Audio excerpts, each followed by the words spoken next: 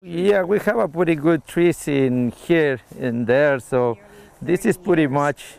Andres was brought to America when he was only 15 years old. In the years since, he's raised 3 U.S. citizen children, is married to a U.S. citizen, built a business, and distinguished himself as a hard worker and a pillar of the South Kona community in Hawaii. Here, and we are so proud to be a coffee farmer from Kona. Andres' immigrant story is one familiar to so many American families.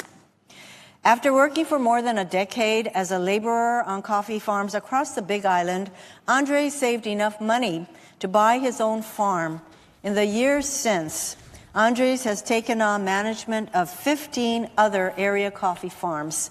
Suzanne Schreiner, president of the Kona Coffee Farmers Association, put it best in her letter of support for him when she said, and I quote, "Mr. Ortiz is a true example of the American dream. Rising from a farm worker to a farm owner, he has created a successful business through hard work. He has sent his children to college, and he has given back to his community by working with other farms and farmers to control an invasive pest. His story is why we need to find a path to citizenship for these vital members of our farming community." End quote. Andres has 3 children. Victoria, age 20, is a junior at the University of Hawaii. Paula, age 14, and Hector, age 12, are still in middle school. Their lives will be shattered without their father. Andres remains on very good terms with his first wife, Veronica Ledesma Magana. In a letter she wrote to me, Veronica shared how much Andres cares for his children and how devastated they would be if he is forced to leave. Andres, she said, quote, "is a wonderful father to our children. They depend on him for so much and need him during these years that are so important to their development as human beings and citizens of the United States." Paula and Hector are children with special education needs. This has been very hard for us as parents, but together we have worked to help her through school and life. I am not able to support this family by myself. Andres is an amazing role model to my children. He is a patient, loving, and supportive father to them and whatever they need. Victoria, Paola, and Hector have love Andres very much, and would go through extreme emotional hardship if he is deported.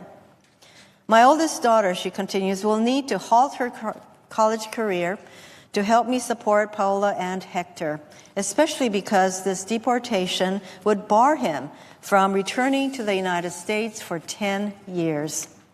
My children deserve a father to care for them. They deserve the educational opportunities he can offer them and the love he shares with them every day, end quote. I couldn't agree more.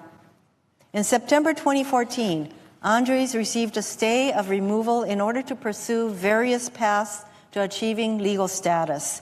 In fact, he has a pending application to receive such legal status. Last November, he applied for an additional stay. Without warning or explanation, the government changed its position in March 2017 and ordered that he be removed.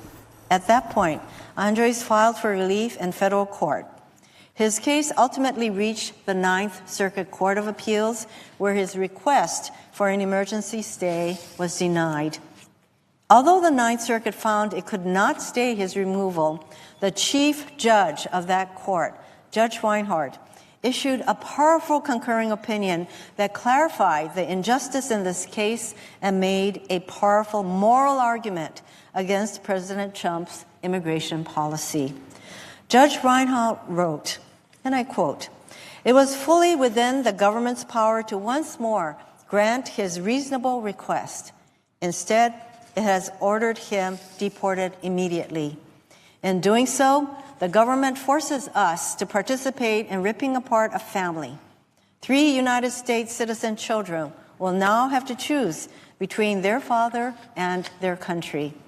If they leave their homeland with their father, the children would be forced to move to a nation with which they have no connection. All 3 children were born in the United States. None has ever lived in Mexico or learned Spanish. Moving with their father would uproot their lives, interrupt their educations, and deprive them of the opportunities afforded by growing up in this country. If they remain in the United States, however, the children would not only lose a parent, but might also be deprived of their home, their opportunity for higher education, and their financial support. Subjecting vulnerable children to a choice between expulsion to a foreign land or losing the care and support of their father is not how this nation should treat its citizens. President Trump has claimed that his immigration policies would target the bad hombres. The government's decision to remove Magana Ortiz shows that even the good hombres are not safe. Mr. Ortiz is by all accounts a pillar of his community and a devoted father and husband. The court went on to say, it is difficult to see how the government's decision to expel him is consistent with the president's promise of an immigration system with, and I quote, a lot of heart, end quote. I find no such compassion in the government's choice to deport Magana Ortiz. We are unable to prevent Magana Ortiz's removal, yet it is contrary to the values of this nation and its legal system. Indeed, the government's decision to remove Magana Ortiz diminishes not only our country, but our courts, which are supposedly dedicated to the pursuit of justice. Magana Ortiz and his family are, in truth, not the only victims. Among the others are judges who, forced to participate in such inhumane acts, suffer a loss of dignity and humanity as well. I concur as a judge, but as a citizen, I do not. End quote. Judge Reinhardt made an important point, and I agree. The government has the power to prevent this family from being torn apart.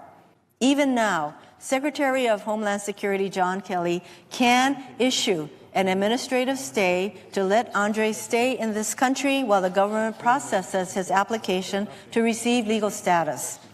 Earlier this week, I spoke to Secretary Kelly on the phone to discuss Andres' case and to urge him to issue a stay that would allow him to stay in this country.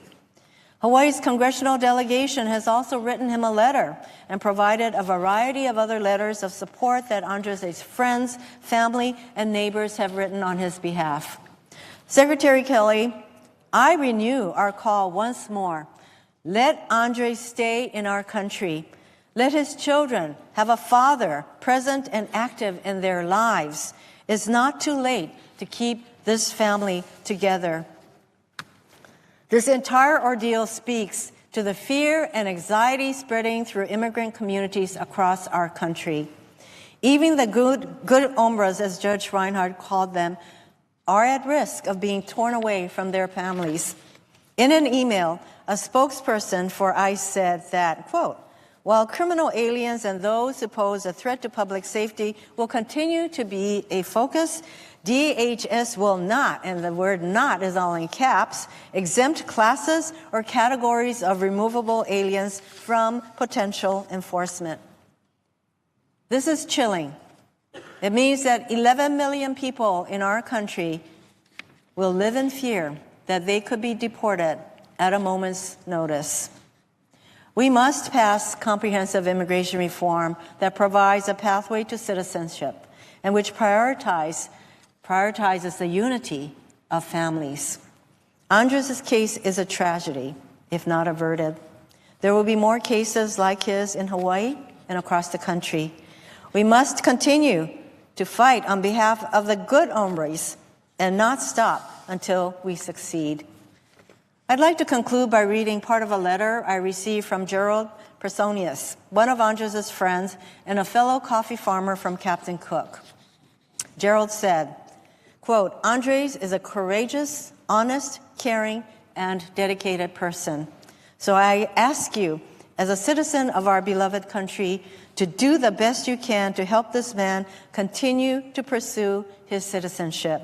He will not let America down. We cannot let Mr. Ortiz down. I yield the floor.